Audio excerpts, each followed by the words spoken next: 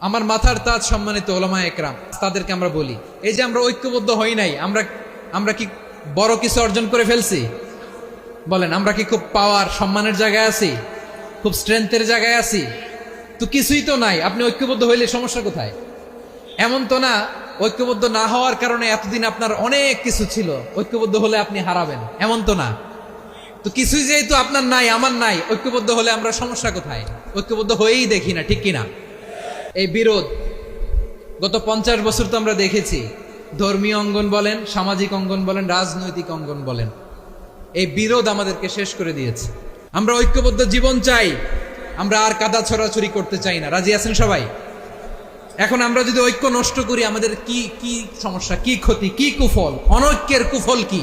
কয়েকটা কুফলের কথা বলে শেষ করবো। প্রিয় ভাইরা, what are the drawbacks and disadvantages of division, social and political division in the society, disunity?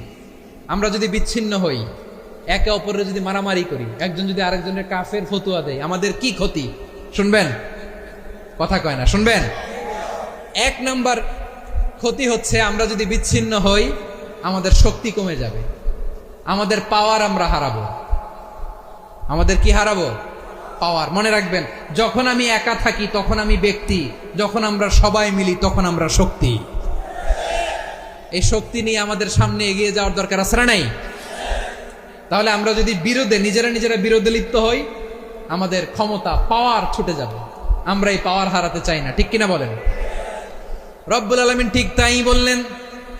রব্বুল আলামিন বললেন, খবরদার, وَأَطِيعُوا اللَّهَ وَرَسُولَهُ وَلَا تَنَازَعُوا فَتَفْشَلُوا وَتَذْهَبَ رِيحُكُمْ وَاصْبِرُوا إِنَّ اللَّهَ مَعَ الصَّابِرِينَ।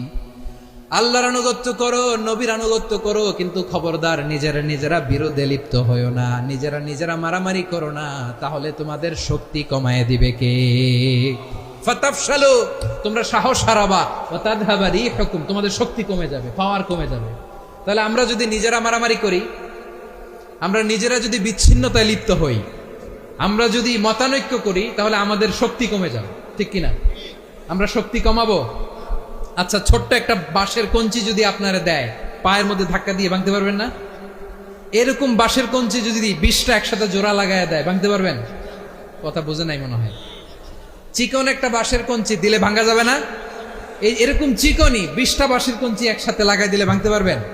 কারণ যখন আমি একা থাকি তখন আমি ব্যক্তি, যখন আমরা সবাই মিলি তখন আমরা